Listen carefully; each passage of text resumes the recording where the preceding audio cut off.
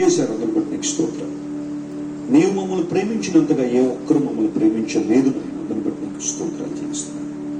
యేసయ్య నామం పేరట అడుగుచున్నాం తండ్రి. ప్రభు శరీరంలో పాలు పంపులు పొందండి.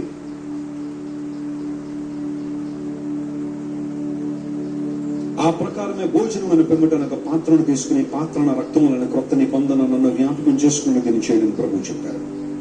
యేసయ్య నీ కొందనాలు మా కోసం నువ్వు కార్చిన మూల్య రక్తాన్ని బట్టి నీకు స్తోత్రం. నీ రక్తమే మా విజయం, నీ రక్తమే మా ధ్వజము, నీ రక్తమే మా జయం ప్రభ. నీ రక్తము ద్వారా మమ్మల్ని సమీపస్తులుగా చేసుకున్నాం.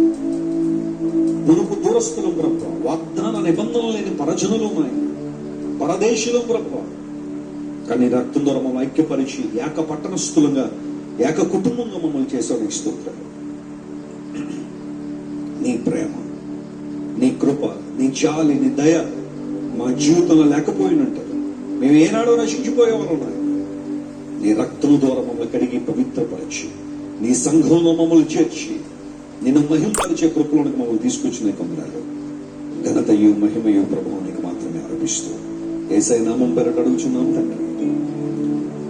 ప్రభు రక్తంలో పాలు పంపులు